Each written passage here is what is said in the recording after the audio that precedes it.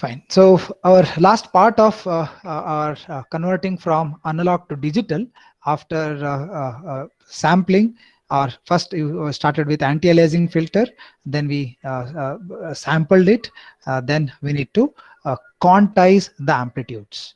Next part is quantization.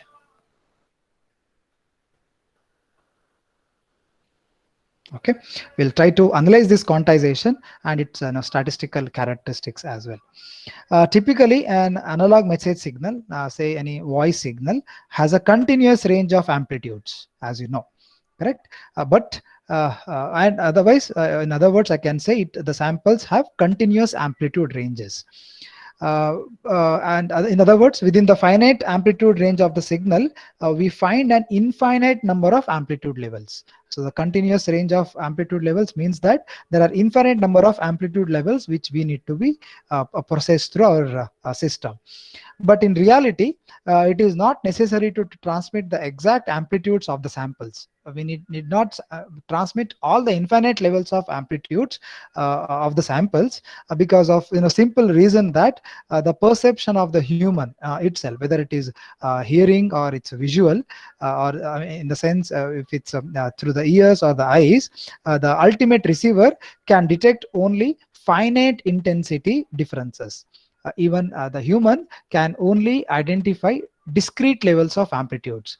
Okay, that's what is in the reality.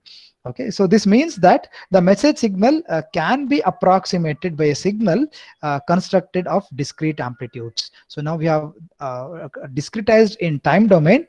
Now we can also discretized in amplitude domain.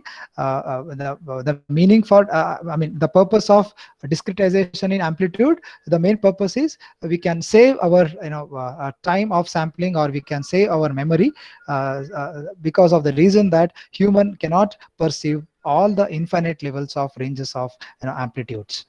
Okay, so this is one of the inherent the block of our pulse coded modulation systems. Okay, so quantization in in very formal words, it is defined as, it is a process of, I can formally define it as the process of transforming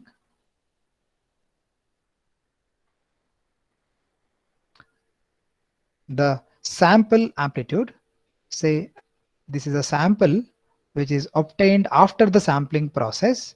Say the sample amplitude which is discretized in time domain at every integer multiple of ts, where ts signifies the sample duration, where m of t is the original message signal, in the sense of a message signal m of t. Okay, definitely at time sample at a rate of n times ts, into, we need to convert it into a new signal which has a discrete amplitude. Okay, so we'll represent that as V of NTS, as it's a discrete amplitude signal. This V of NTS is discrete both in time as well as in amplitude. Okay, this is taken from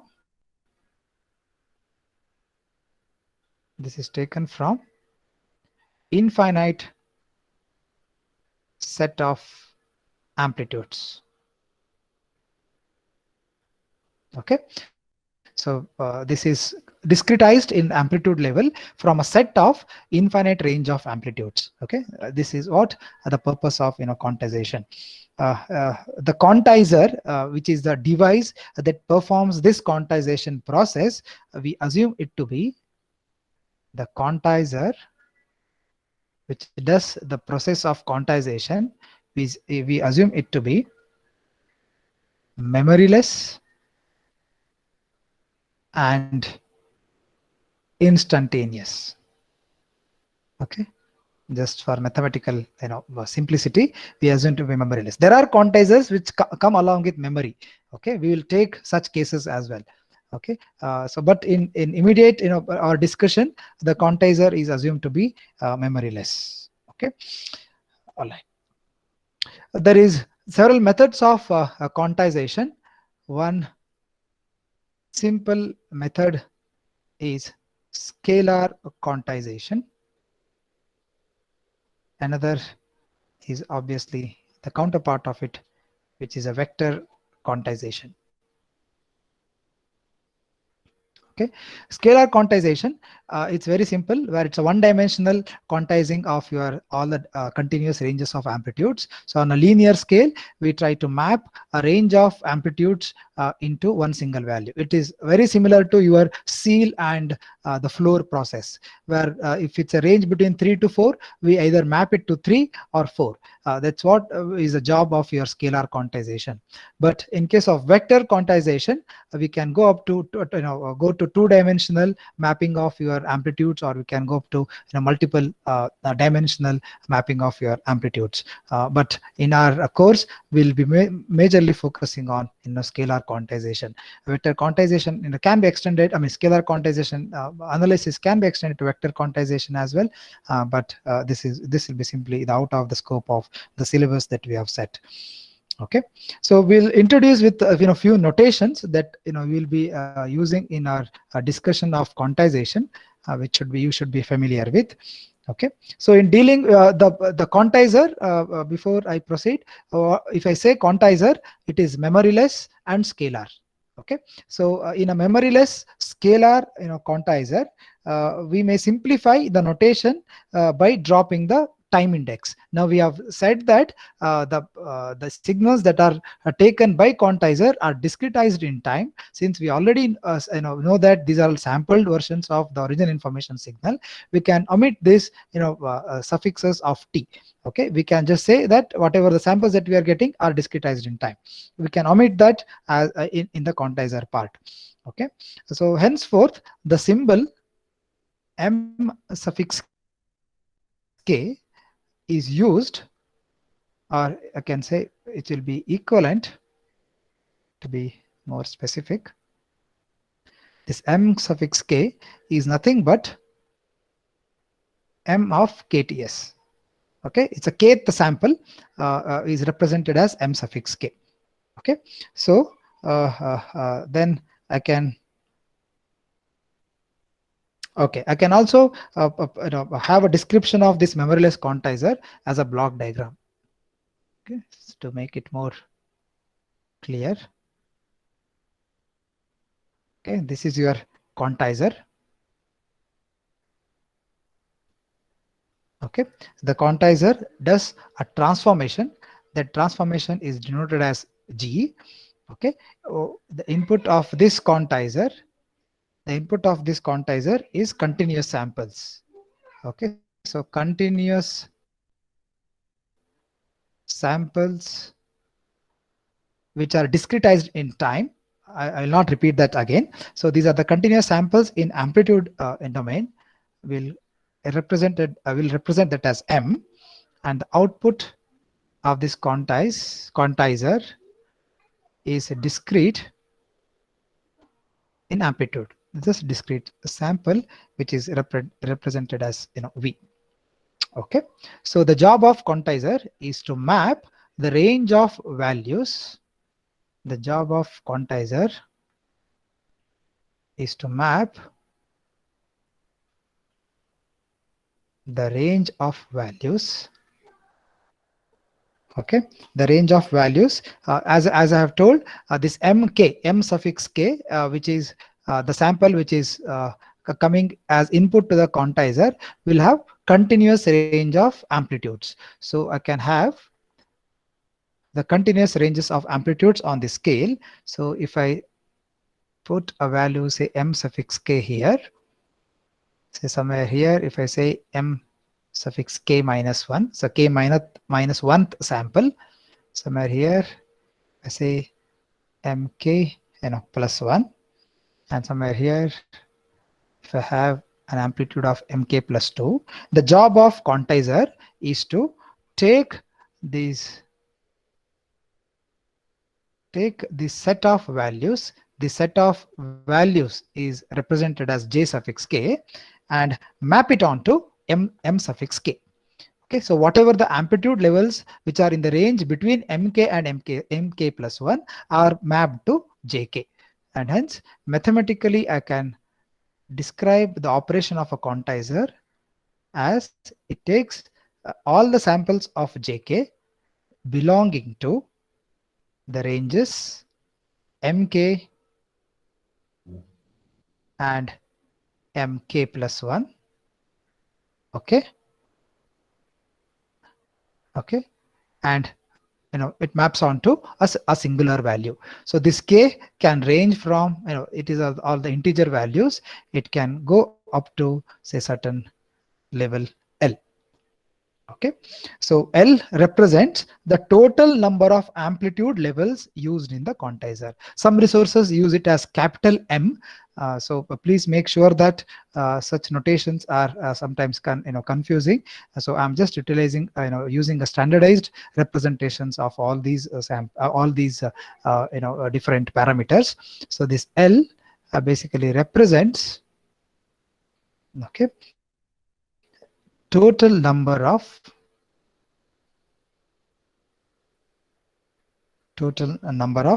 amplitude levels.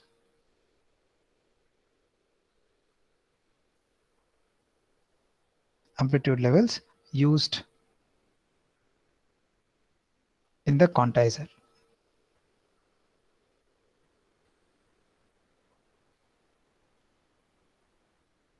Okay. Okay.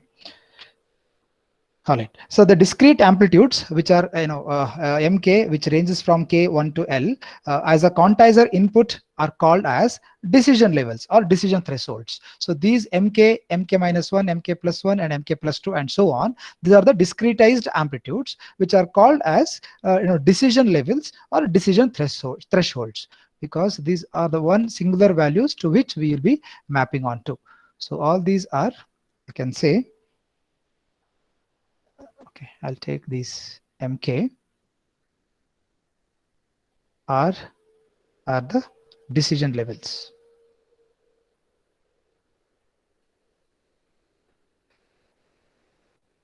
Okay, or decision thresholds.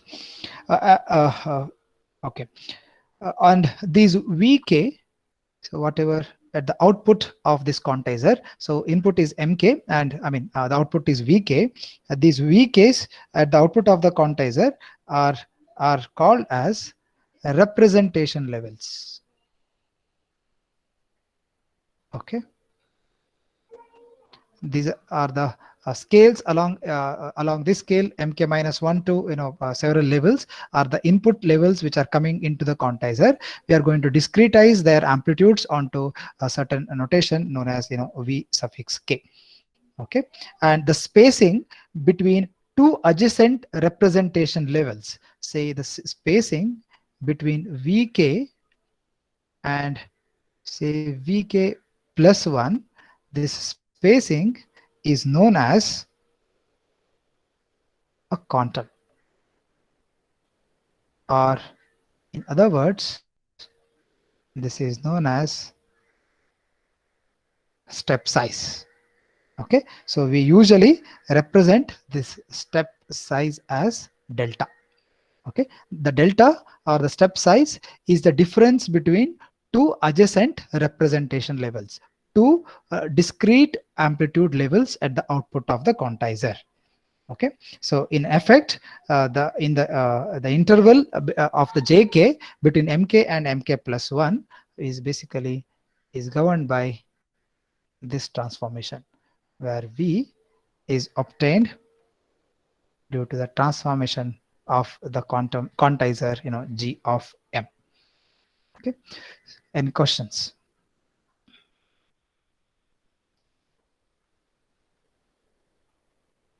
These are just the different notations which you should be familiar with, because more often in the numerical I'll just take this as just the parameters and try to solve them. Okay, and one more point of the type of quantizers. Okay, as I told, these are memoryless. scalar quantizers, and there is another classification of the quantizers which is known as uniform quantizers, and the counterpart is non-uniform quantizer. Okay, so we will be in our syllabus, we have included both the type of quantizers. So first we'll pick up with uniform quantizer and try to understand the working principle behind this quantization. Okay, so uniform quantization comes with two flavors, further two flavors. One is known as mid-thread quantizer, and another is known as mid-rise quantizer. Okay, I'll try to plot there quantization trends. It's very simple. The mid-thread quantizer will give you output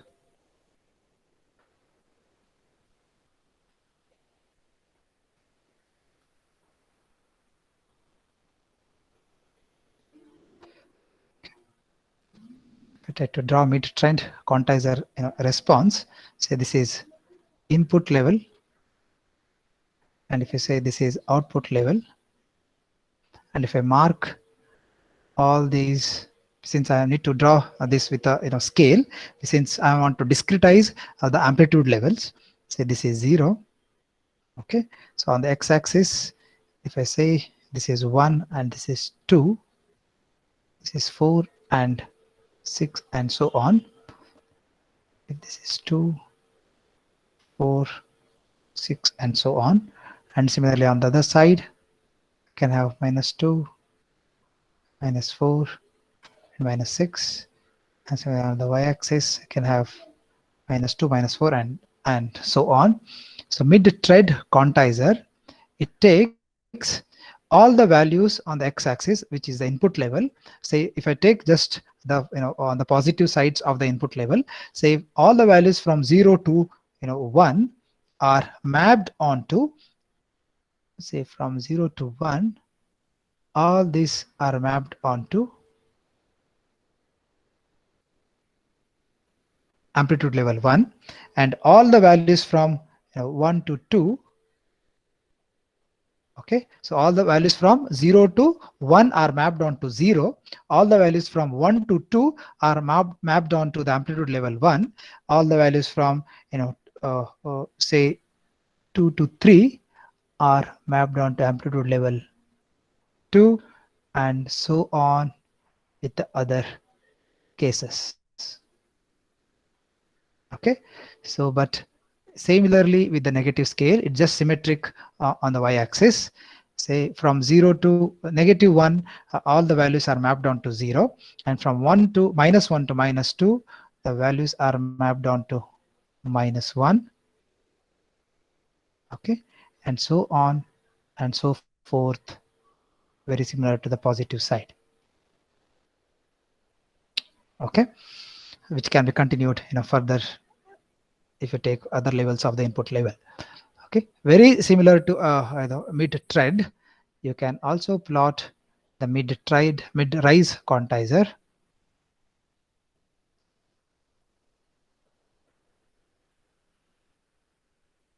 Okay, mid-rise quantizer is the counterpart of this, which is very similar, as you will observe immediately, but with little difference.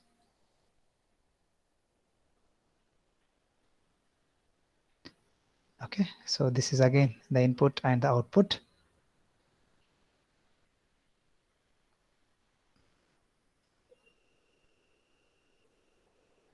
Okay, I mean I'll have markings on these.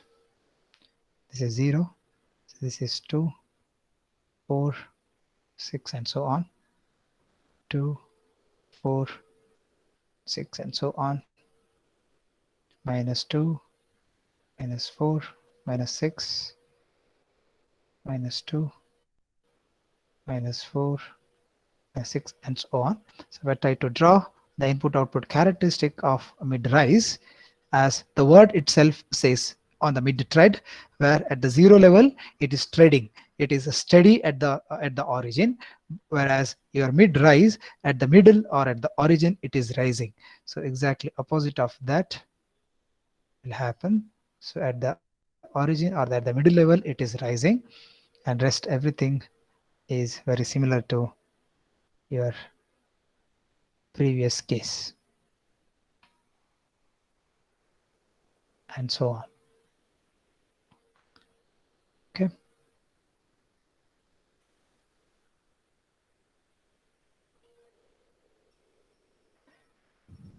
Okay. Any questions before we continue?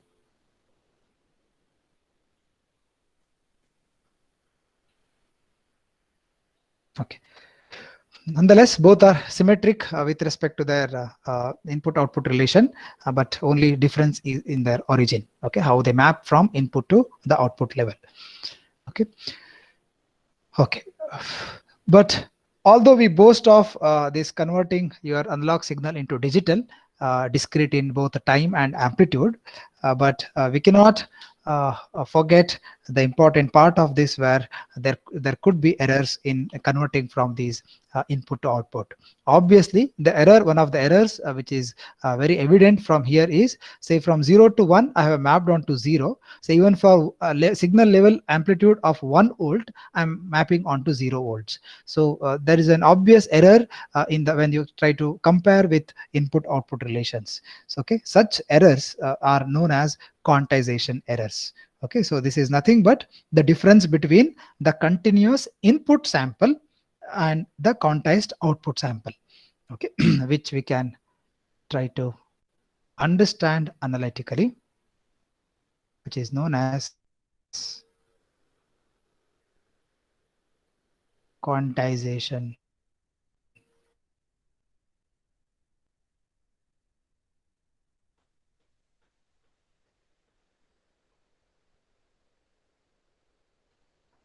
I believe I can contact. I hope nobody will doze off or quit in between, because this is an important part which is, needs to be understood very clearly before we try to solve any numerical problems. If you can, anybody one say go ahead, I can take another extra 5 to 10 minutes if it doesn't bother you.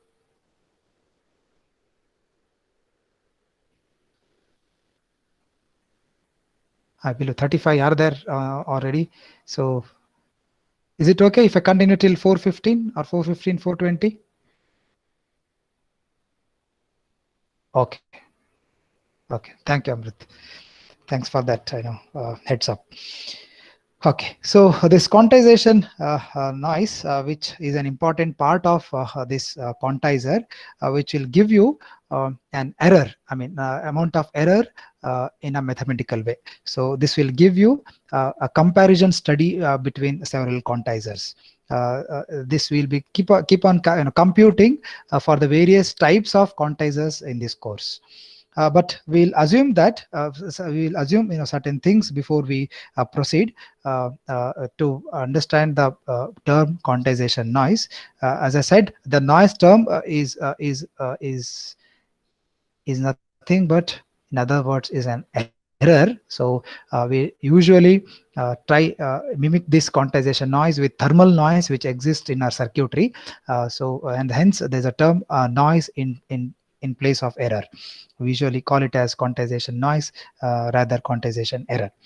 Okay, so let's assume a few things before we proceed. The quantizer input, as we know, we have denoted with M.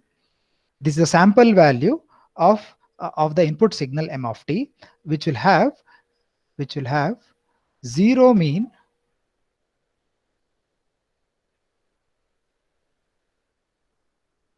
I mean this is 0 mean sample value of a random variable capital M. So we need to gear up, or we need to recollect all the probability theory that we have studied in our unit 1. We will be applying slowly one by one wherever it is necessary to analyze the randomness of any quantity. Okay, so as we know, the input signal itself is random, which is appearing at the input of the quantizer.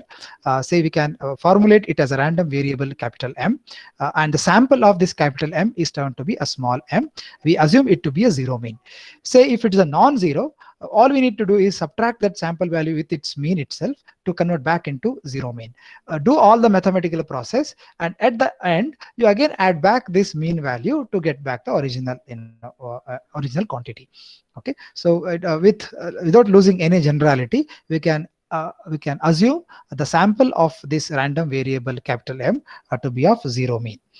Okay, say a quantizer which is denoted by, we have denoted this quantizer as performing a certain operation as G, which will map the input random variable, the job of quantizer, to map this input random variable capital M, which is of continuous amplitude. Say this is, remember, this is of continuous amplitude, which is applied to the quantizer. This job of quantizer is to convert this continuous amplitude into a discrete value, which is again a random variable V, which is discrete in its amplitude.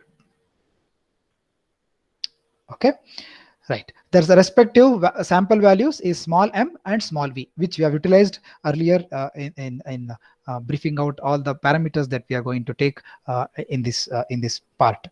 Okay, and we can define now the output sample of this. I mean, basically the performance by the quantizer, which is the output which generates an error, which can be denoted as, therefore, the quantization error which is incurred in converting continuous amplitude levels to discrete amplitude is nothing but is another random variable capital Q, which is simply the difference between the input random variable and the output random variable, whose samples that we have, sample of input random variable that we have denoted as small m, and we have denoted the sample value of this discretized amplitude as a small v. Okay, so with this basic assumption of all these notations, we can definitely try to derive a relation as a quantization noise. Okay.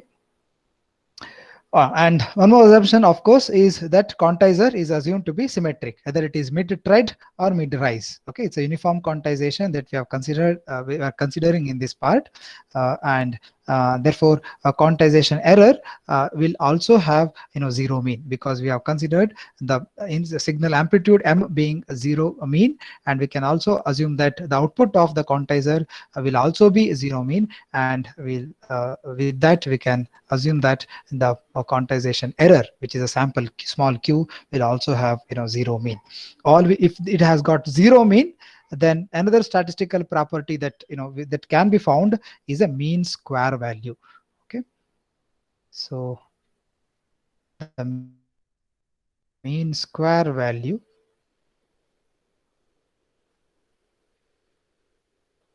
of the quantization error is a required quantity to analyze.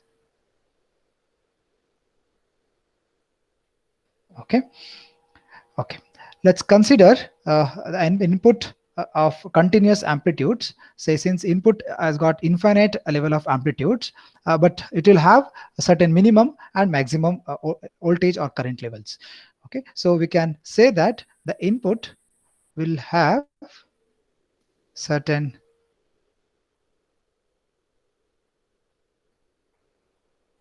minimum, which can be represented as minus m max, and certain maximum as plus m max. Okay, so the input message signal will vary between certain negative minimum and positive maximum.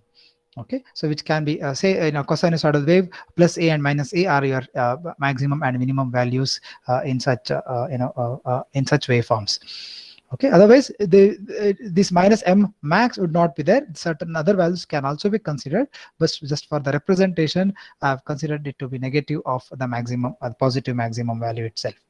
Now let's assume a uniform quantizer of the mid-rise type, whichever can be considered in our case here. We say that in case of mid-rise, where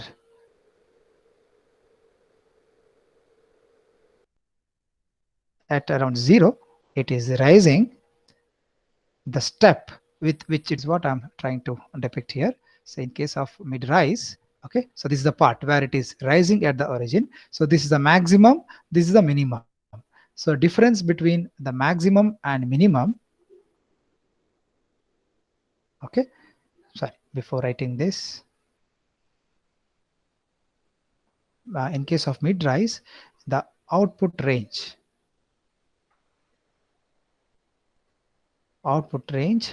is m max minus of minus m max, which is twice of maximum value of this input value, which is m max that we have considered. And we have also assumed that number of levels on the x-axis, all the levels which are discretized at the output of the quantizer, we have taken a notation as capital L. With that, we can find out what is the step size. What is the step size? It is simply, the step size would be simply the range over the number of levels that we are considering. Okay, so this is number of levels, which is nothing but twice of m max over L. Okay, this represents the step size. Say for a uniform quantizer, in our case, the quantization error, which is represented as capital Q, will have its samples. The quantization error Q will have its samples bounded between, okay, two values.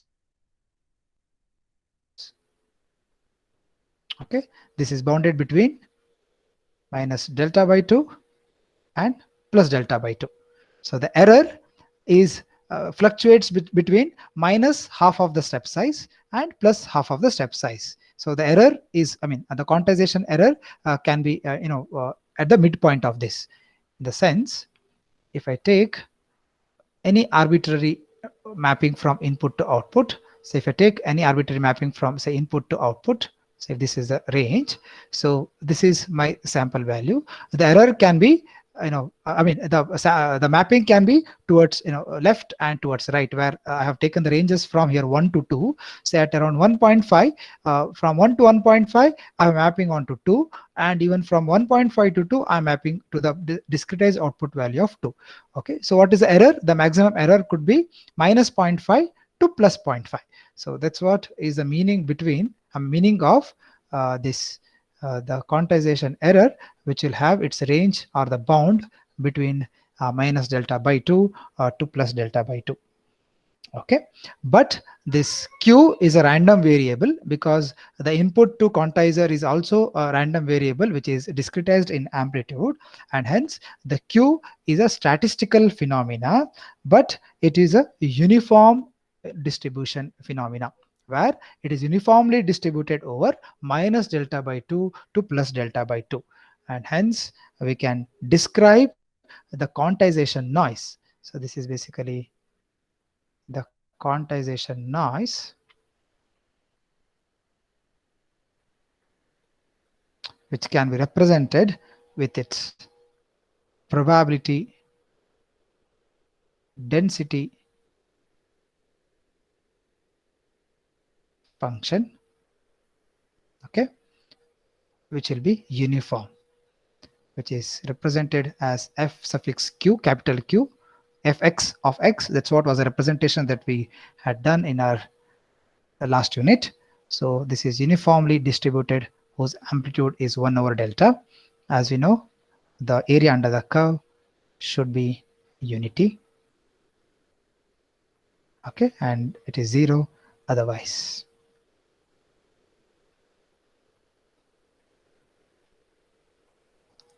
Okay. Any questions before we proceed?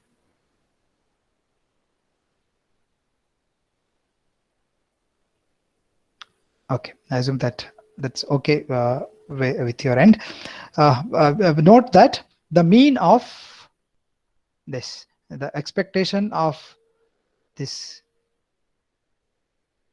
Q, capital Q, the mean of this, which can be represented as mu Q as well, is 0, because we have assumed the 0 mean input to the quantizer, and we need to find out the what we need to find out the mean square value of it. So in order to find out the mean square value, we need to find out, mean square value is represented as E of Q square, which is the difference between its variance and square of the mean itself. Since mean is 0, the mean square value would be simply the variance itself, which is sigma Q square. Okay, so with that I can say that sigma Q square, in other words, this implies sigma Q square is nothing but E of Q square, and by using the expectation, the meaning of the expectation is integral over minus infinity to infinity, whatever is the value, which is Q square here, Q square times the probability density function fq of q dq. Okay, but we know that the PDF is limited between or bounded between minus delta by 2 or 2 plus delta by 2. Now if you try to integrate this, this is simply fq of q is 1 over delta. So 1 over delta is taken outside the integral. Okay, the integration of this, as you know, this is q cube over 3. The limits apply limit between minus delta over 2 to plus delta by 2, and what this will give you, 3 can be taken out. So this is delta cubed over 8. Since minus delta cube is another minus, so this will give you twice of this value. With simplification, how much is this? This is simply delta square over 12. Okay, so this is your variance, which is nothing but your expectation of Q square or the mean square value. Okay. Okay. So we have another terminology which represents the performance parameter of any communication system. We usually try to analyze or try to compare compare two sets of communication systems based on several parameters. But one of the parameters which is usually used is signal to noise ratio. Okay, at the receiver we'll try to quantify the amount of signal, strength of the signal to noise. If SNR in short form, if SNR is more, we say that the system is performing better than any other system which is under consideration. Okay, we'll try to calculate the signal to noise ratio as well. For that, we know that there is number of representation levels that we have denoted it as L in our case. Okay, this is the total number of discretized representation levels at the output of the quantizer, and we also have the rate at which the transmission happens, which is called as the rate of transmission from the transmitter end okay, which is represented as R. The unit of R is bits per second. Okay, the relation between L and R is simply the number of representation levels is nothing but 2 power R. So if there are 2 bits that we have represented, I mean, if there are 4 levels to represent the output, to represent the input signal, then definitely we should be flushing. I mean, it should be flushing in 2 bits per second.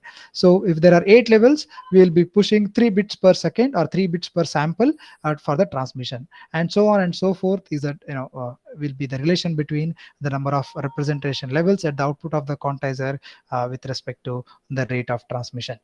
Or we can write in other words, R is nothing but log L to the base 2. Okay, so we can substitute the step size, that we have. If I go back, we have written the step size, the delta, as you can see here, as 2m max over L. I'll take that. We have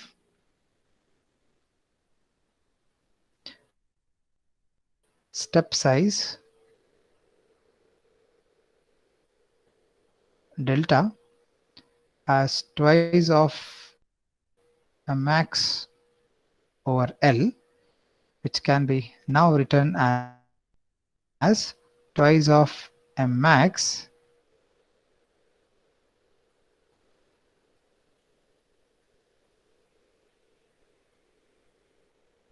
over 2 power R, since I can replace now L with 2 power R.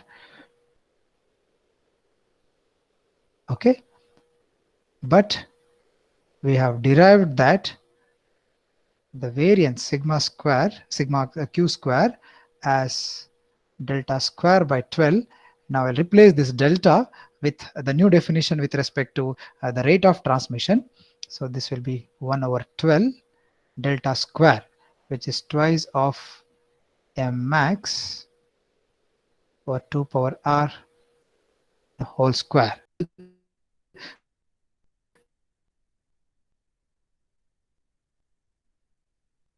So this will be 1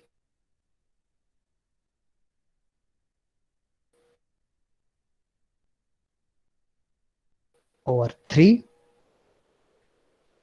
m square. This is 2 power minus 2R. This is an important part of the ratio at the output of the ratio of the signal power. The signal. What is the quantization noise power then? So quantization noise power is the quantization noise power is nothing but, say, something like V squared by R. This is the squared value. Since it's a random process, we can take our mean square value of it. For the unity resistance value, this is simply expectation of Q square itself, which we have calculated as the variance itself. So this is the ratio of signal power to the variance of the quantization noise itself. So substituting that, I mean, this value, we can write this as